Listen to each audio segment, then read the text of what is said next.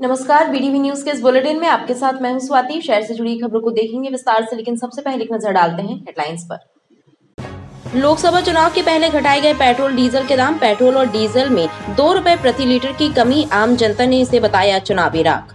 अमानक number plate और modified silencer बेचने वाले विक्रेताओं पर पुलिस का शिकंजा। ओमती और बेलबाग पुलिस की टीमों ने रसल चौक और आसपास ऑटोमोबाइल्स प्रतिष्ठानों पर मारी रेड। कई दुकानों में जांच के दौरान मिले मॉडिफाइड साइलेंसर। और मकान निर्माण को लेकर हुए विवाद में चाकूबाजी। पड़ोसियों ने 2 भाइयों को मारा चाकू। गड़ा फाटक में घटना से मचा हड़कंप। पीड़ितों ने लाडगंज थाने में दर्ज कराई शिकायत। लोकसभा चुनाव के पूर्व केंद्र सरकार ने पेट्रोल और डीजल की दरों में 2 रुपए की कमी कर आम जनता को राहत प्रदान करने की कोशिश की है। हालांकि 21 मई 2022 के बाद मिली इस राहत को जनता ऊंट के मुंह में जीरा बता रही है। पेट्रोल एवं डीजल के दामों में 2 रुपए की कमी हो गई है, जिसके बाद जबलपुर में पेट्रोल 106 रुपए 75 पैसे प्रति लीटर एवं डीजल 92 रुपए प्रति लीटर की दर से मिलेगा। लगभग 2 वर्ष बाद कम हुई दरों को शहरवासियों ने ऊंट के मुंह में जीरा बताया है। उनका कहना है कि सबसे आवश्यक जरूरतों में शुमार पेट्रोल डीजल के दाम लोकसभा चुनाव के पहले कम किया जाना चुनावी स्टंट को प्रदर्शित कर रहा है।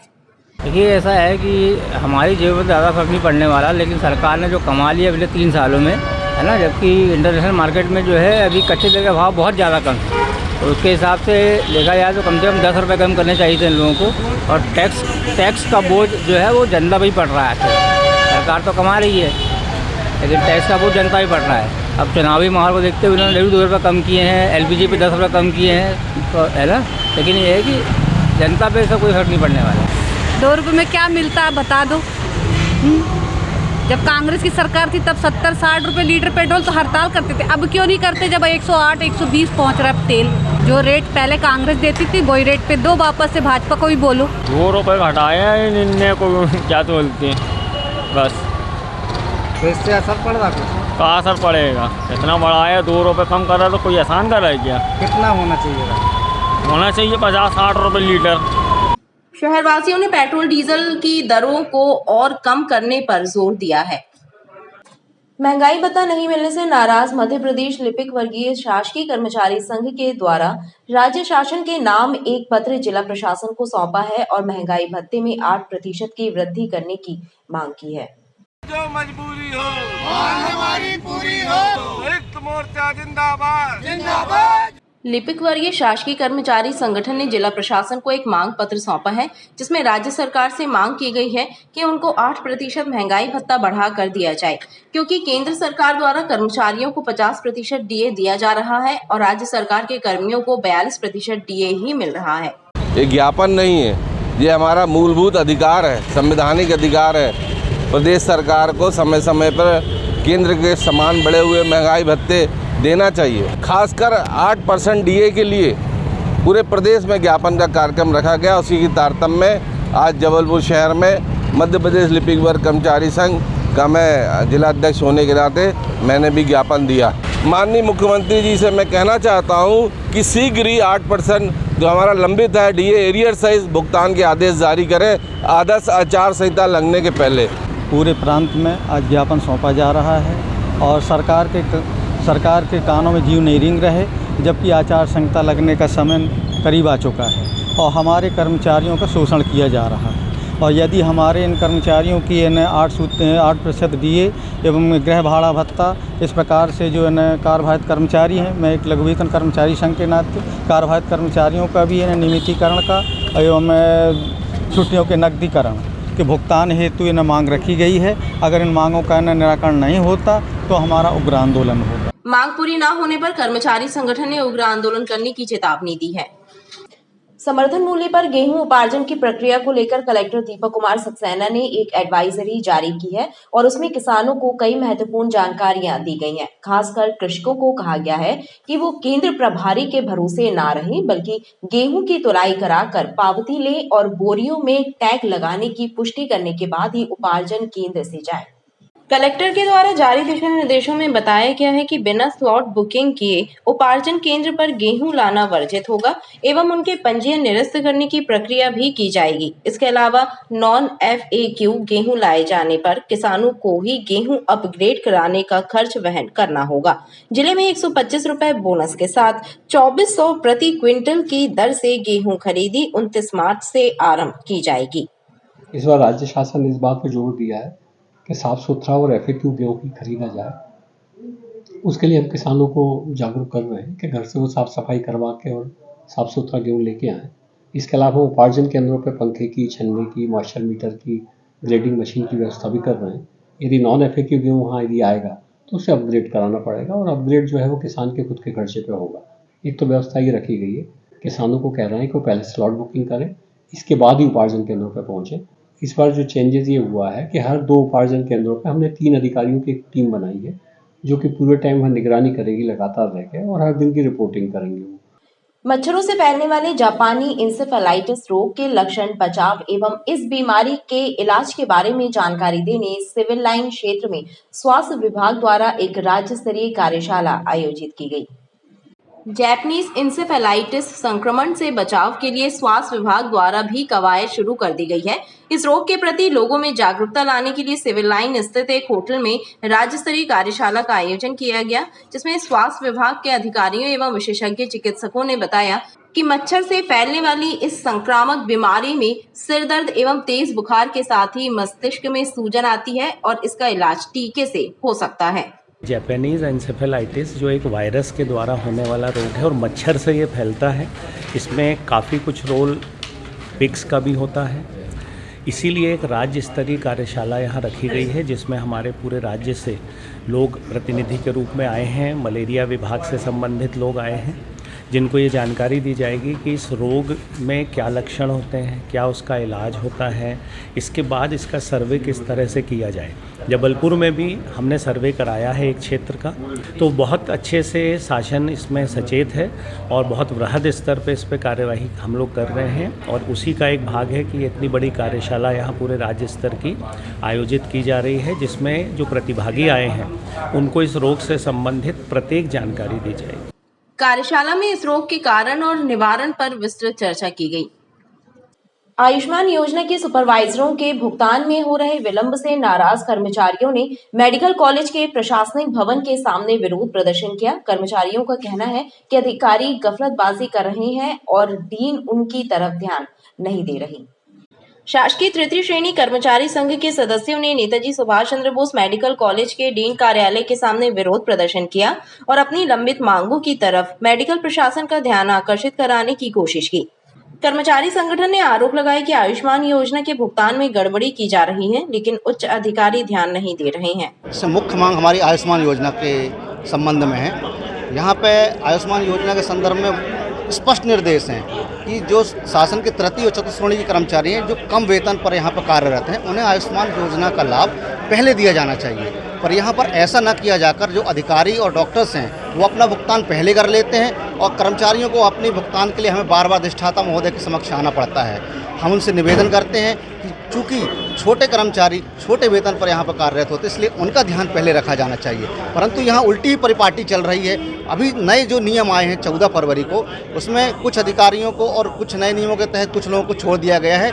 उसके संबंध में इनके द्वारा एक दिन पहले तक के दिनांक का पूरा आहरण नियम विरुद्ध कर लिया गया अपने अपने खातों पर। चूँकि कुछ अधिकारी यहाँ से रिलीव भी हो रहे हैं, ट्रांसफ़र हो गए हैं, तो उन्होंने कल दिनांक तक के जो भी भुगतान थे उनके एक दिवस पहले तक आदेश के अपने अपने खातों में आहरण करा लिया गया है और हम कर्मचारी अपनी मांगों को लेकर के छोटे छोटे भुगतान के लिए यहाँ पर भटक रहे हैं, जो कि बिल्कुल नियम विरुद्ध है और बिल्कुल भी न्यायोचित नहीं है। पहले छोटे कर्मचारियों को ध्यान दिया गया। विरोध प्रदर्शन के चलते डीन कार्यालय के सामने देर तक मजमा लगा रहा। शहर को साफ और स्वच्छ बनाए रखने के प्रति लोगों को जागरूक करने की मंशा से जवाहरगंज वार्ड में बड़ा फुहारा से स्वच्छता रैली निकाली गई। रैली के जरिए क्षेत्रीय जनता को क्षेत्र में सफाई बरकरार रखने का संदेश दिया गया। पर्यावरण के दुश्मन तीन, सब रोगों पर एक दवाई। अभियान को सफल बनाने का संदेश देते हुए निगम कर्मियों एवं भाजपा कार्यकर्ताओं और क्षेत्रीय पार्षद रजनी कैलाश साहू के द्वारा अपील की गई कि जिस प्रकार वो अपने घरों में और उसके आसपास सफाई बनाए रखते हैं, ठीक उसी प्रकार दुकानों एवं सड़कों पर भी साफ सफाई बनाए रखें, गंदगी ना फैलाएं।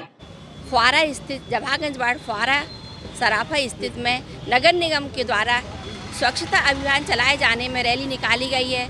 सभी नगर निगम की जो पूरी टीम है, सभी लोगों ने स्वच्छता का संदेश दिया है रैली निकालकर। और उद्देश्य ये है कि यदि हम रैली निकाल रहे हैं तो सबको अवेयर कर रहे हैं, जनता को, पब्लिक को, कि उन लोग का पूरा सहयोग चाहिए। शहर स्वच्छ रहेगा तो बीमारी नहीं आएंगी, बीमारी नहीं आएगी तो लोग स्वस्थ रहेंगे। बस यही संदेश रैली के द्वारा हम लोग यहाँ पर दे रहे हैं। रैली के माध्यम से लोगों को सार्थक संदेश दिया गया। जिले में दोपहिया वाहनों के अमानक नंबर प्लेट और मॉडिफाइड साइलेंसर बेचने वाले विक्रेताओं के विरुद्ध पुलिस ने फिर से कार्रवाई का अभियान छेड़ दिया है। शुक्रवार को पुलिस की अलग अलग टीमों ने रसल चौक और आसपास के क्षेत्रों में कई प्रतिष्ठानों पर रेड कार्रवाई की। जिले में मॉडिफाइड साइलेंसर और अमानक नंबर प्लेट बेचने वाले दुकानदारों के विरुद्ध पुलिस ने एक बार फिर कार्रवाई का अभियान शुरू कर दिया है। एसपी आदित्य प्रताप सिंह के निर्देशों के बाद शुक्रवार को पुलिस की अलग अलग टीमों ने रसल चौक और आसपास के क्षेत्रों में ताबड़तोड़ छापे मारे। इस दौरान दुकानों में जांच की गई। कार्रवाई के दौरान पुलिस को कुछ प्रतिष्ठानों में बड़ी मात्रा में साइलेंसर मिले हैं, जिन्हें जब्त कर परीक्षण कराया जा रहा है। ओमती और बेलबाग थाना पुलिस की संयुक्त टीमों ने इस कार्रवाई को अंजाम दिया। आज जिले स्तर पर जो मॉडिफाइड साइलेंसर और अमानक नंबर प्लेट, इनकी चेकिंग और कार्रवाई हेतु करीब 8-10 टीमें बनाई गई थी, जिनमें शहर में अलग अलग क्षेत्रों में रेड कार्रवाई की है। इसी परिप्रेक्ष्य में थाना बेलबाग के 2IC विपिन तिवारी की टीम ने यहाँ पे रसल चौक पे भवानी मोटर्स के यहाँ पे कार्रवाई की थी, जिसमें कुछ साइलेंसर मॉडिफाइड चिन्हित हुए। इनको हम मैकेनिक से परीक्षण करवा कर इसमें वैधानिक कार्रवाई करेंगे। पुलिस की इस कार्रवाई से दुकानदारों में हड़कंप मचा रहा। दरअसल जिले में दोपहिया वाहनों में अमानक नंबर प्लेट और मॉडिफाइड साइलेंसर लगाए जाने के मामले लगातार पुलिस के सामने आ रहे हैं। ऐसे में पुलिस ने कार्रवाई का अभियान शुरू किया है। इसके पूर्व भी इस तरह की कार्रवाई की जा चुकी है। रानीताल स्टेडियम में खेले जा रहे ब्राह्मण प्रीमियर लीग क्रिकेट टूर्नामेंट का 13वां दिन बेहद रोचक रहा। पहले सेमीफाइनल मैच में पशुपतिनाथ एकादश की टीम ने रिद्धि एकादश की टीम को हराकर अपना परचम लहरा दिया। क्रिकेट प्रेमियों के लिए रानीताल स्टेडियम में खेला जा रहा ब्राह्मण प्रीमियर लीग क्रिकेट टूर्नामेंट आकर्षण का केंद्र बना हुआ है। टूर्नामेंट के 13वें दिन रिद्धि एकादश और पशुपतिनाथ एकादश की टीम के बीच पहला सेमीफाइनल मैच खेला गया, जिसमें पशुपतिनाथ एकादश की टीम ने अपनी जीत दर्ज कराकर फाइनल में प्रवेश प्राप्त किया। टूर्नामेंट में कुल 20 टीमें हिस्सा ले रही हैं। इसमें जो हमारी मुख्य थीम ये थी कि इसमें सभी टीमें ब्राह्मण रहेंगी और हमारी जो 20 टीमें खेली हैं ये सभी ब्राह्मण हैं। पहला इनाम 51,000, दूसरा इनाम 21,000, तीसरा इनाम 11,000 है। और इसका हम लोग एक लकी ड्रॉ भी निकालेंगे जो 5100 हम दिए जाएंगे, जो कल ही दिए जाएंगे। हमारी जो ट्रॉफी है ये मध्य प्रदेश की सबसे बड़ी ट्रॉफी है जो ब्राह्मण प्रीमियर लीग के विनर को दी जाएगी। आज सेमीफाइनल मैच है और कल फाइनल मैच होगा। इसमें सभी समाज के लोग आ रहे हैं और हमारे इसका मुख्य उद्देश्य यही था कि हमें ब्राह्मण समाज में युवाओं को आगे बढ़ाना था और क्रिकेट ही ऐसा माध्यम है जिसमें हम अपनी ब्राह्मण की प्रतिभा को आगे निकालेंगे। आयोजक मंडल का कहना है कि उनके आयोजन का मकसद ब्राह्मण समाज के खिलाड़ियों को बेहतर मंच प्रदान करना है ताकि उन्हें आगे बढ़ने के अवसर मिल सकें। बरेला थाना क्षेत्र में अवैध उत्खनन को लेकर थाना प्रभारी जितेंद्र पाटकर और भाजपा नेता रामेश्वर साहू के बीच चल रहे विवाद ने तूल पकड़ लिया है। इस मामले में जहां एसपी ने टीआई को बरेला से हटाकर गढ़ा यातायात थाने भेज दिया है, तो वहीं भाजपा नेता भी थाना प्रभारी द्वारा लगाए गए आरोपों को सिरे से खारिज करते हुए आरोपों को झूठा बताया है। बरेला थाना क्षेत्र में रेत और मुरम के अवैध उत्खनन के मामले को लेकर टीआई जितेंद्र पाटकर और जनपद उपाध्यक्ष रामेश्वर साहू के बीच चल रही खींचातान और आरोप प्रत्यारोप के दौरान थाना प्रभारी को बरेला से हटाकर गढ़ा यातायात थाने भेज दिया गया है। वहीं इस मामले में जनपद उपाध्यक्ष ने भी अपना पक्ष रखते हुए थाना प्रभारी द्वारा लगाए गए आरोपों को झूठा बताया है। उनका कहना है कि गढ़ा थाने में उनके विरुद्ध वाहन चोरी का कोई भी मामला दर्ज नहीं है। इसकी जानकारी सूचना के अधिकार के तहत निकाली गई है। वहीं उन्होंने अन्य आरोपों का खंडन करते हुए प्रमाण प्रस्तुत करने का दावा किया। उनका कहना है कि हमारे सिस्टम से चल रहा है इसीलिए कार्रवाई नहीं कर रहे हैं। लगातार हमारे क्षेत्र में जिला पंचायत क्षेत्र का प्रतिनिधि होने के नाते जनता के माध्यम से जो शिकायत आ रही थी नर्मदा में अवैध उत्खनन, सिल्वर घाट, चार घाट और अवैध स्टॉक, ओवरलोडिंग और अवैध मुरम, अवैध एक्स्ट्रा रेट में शराब, इन सभी के साक्ष्य सहित वीडियो मेरे पास आए हैं। जिस घाट के हमने शिकायत की है, जिस घाट के हमने नाम दिए हैं, उन घाट में ना ही कोई जांच हुई है, ना ही कोई जांच की गई है। जो वीडियो थाना प्रभारी द्वारा दिखाया जाता है वो खिरेनी नर्मदापुर खिरेनी रेलवे पुल का वीडियो है। वहाँ की ना मैंने शिकायत की है, ना वहाँ कोई जाँच की आवश्यकता थी वहाँ, क्योंकि वो कोई अवैध हो ही नहीं रहा, न वहाँ की शिकायत की गई। इसका मतलब कहीं की भी वीडियो बनाकर आप वरिष्ठ अधिकारियों को दिखाकर गुमराह करने की भी कोशिश की गई है थाना प्रभारी द्वारा वरिष्ठ अधिकारियों को, जिसका हवेश में आकर मैंने साक्ष्य सहित प्रमाण देकर मैंने कलेक्टर एसपी महोदय को शिकायत दी थी। उसको हवेश में आकर थाना प्रभारी ने मुझ पर जो गंभीर आरोप लगाए थे झूठे, उसका मैं आज साथ में खंडन भी कर रहा हूँ। और जो जिसका वारंट की जो बात कर रहे थे थाना प्रभारी, पूर्व में भी वो हमारा राजीनामा उस मामले में हो चुका है। मान्य आने के लिए मैं कोर्ट जा रहा हूँ, परिवार दायर करूँगा और जो अवैध उत्खनन क्षेत्र में हुए हैं उसके खिलाफ भी मैं याचिका दायर करूँगा कोर्ट में। वहीं थाना प्रभारी जितेंद्र पाटकर के अनुसार रामेश्वर साहू पर आपराधिक मामले दर्ज हैं और किसी एक मामले में उनके विरुद्ध गिरफ्तारी वारंट भी निकलने वाला है। रामेश्वर साहू के संबंध में जब उसने पूर्व में एसपी साहब को शिकायत की थी तो मौके पे जाके खनिज अधिकारी पुलिस की टीम, खनिज अधिकारी में राकेश देशमुख, मिश्रा जी वगैरह ने जाकर चेक किया था। जो उसने वीडियो प्रस्तुत किया था उसकी बाकायदा जांच की थी और दोबारा वीडियोग्राफी, जिसके साक्ष्य मेरे पास उपलब्ध हैं। इस प्रकार का कोई अवैध उत्खनन नहीं पाया गया है। और रही बात रामेश्वर साहू की, जिसे थाना बरेला का निगरानी बदमाश में लाए जाने हेतु प्रयास किया जा रहा है। रामेश्वर साहू हमेशा से ही पुलिस एवं प्रशासन के खिलाफ रहा है, जो पुलिस पर दबाव बनाने के लिए झूठी झपाटी शिकायतें करता रहता है। रामेश्वर के विरुद्ध गढ़ा थाने में 64 मोटरसाइकिलें चोरी करने तथा पुलिस के साथ अभद्रता करने का केस रजिस्टर्ड है। थाना बरेला में एक सक्रिय बीजेपी कार्यकर्ता के साथ मारपीट करने का भी केस है, जिससे माननीय न्यायालय द्वारा गिरफ्तारी वारंट जारी किया गया है, जिसे शीघ्र ही तामील कराकर रामेश्वर साहू को जेल भेजा जाएगा। पुलिस रामेश्वर साहू के दबाव में बनी रहे इसलिए रामेश्वर साहू शिकायतें करता रहता है।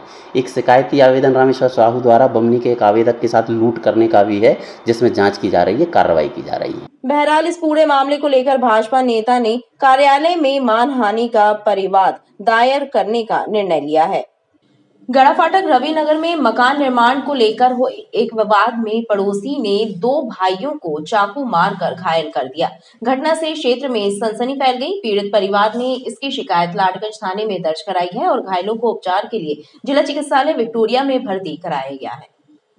गड़ा फाटक रविनगर में एक मकान निर्माण को लेकर हुए विवाद में कुछ लोगों ने विनायक और वासु नाम के 2 सगे भाइयों पर चाकू से हमला कर दिया। हमले में घायल युवकों को उपचार के लिए जिला चिकित्सालय विक्टोरिया में भर्ती कराया है। एक युवक के पेट पर तो दूसरे की गर्दन पर चोट के निशान है। घायल युवकों के परिजनों का कहना है कि पड़ोसियों से पुराना विवाद है। पहले भी लाडगंज थाने में शिकायत की गई थी, लेकिन कोई कार्यवाही नहीं हुई, इसलिए हमलावरों के हौसले बुलंद हो गए हैं। हमारे यहाँ पर विवाद करके घर में घुस के चाकू मारी है मुन्ना जाटो ने और रवि जाटो ने। दोनों बच्चों को घायल कर दिया हमारे। क्या नाम बच्चों को? एक का विनायक नाम है और एक का बासु नाम। विवाद घर का है।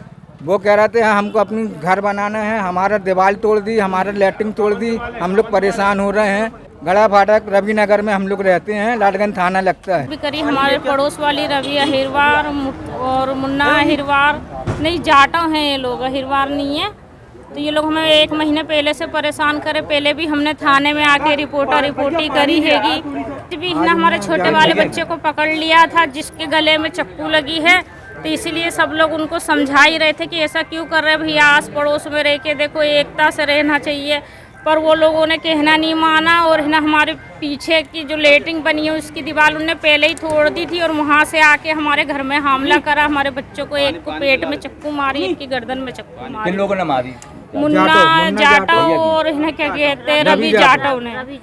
चाकूबाजी की घटना को लेकर पुलिस ने मामला दर्ज कर आरोपियों की तलाश शुरू कर दी है।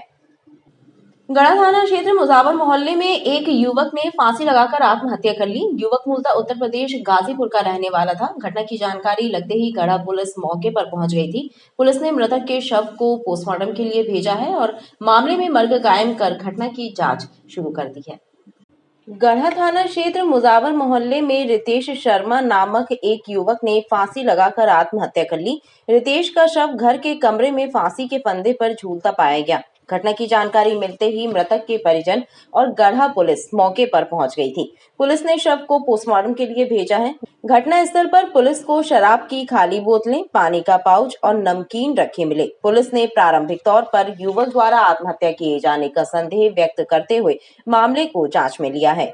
यहाँ सूचना मिली थी कि एक लड़का किराए से रहता था, रितेश शर्मा, जो कि आज अपने कमरे में किवाड़ अंदर से बंद करके फांसी लगा लिया है।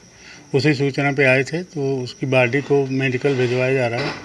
पंचनामा कार्रवाई सुबह की जाएगी, पीएम कराया जाएगा। बगल में अलमारी में 2-3 पौवे खाली पड़े मिले हैं, पाउच पानी का मिला है, नमकीन के पाउच भी खाली मिले हैं।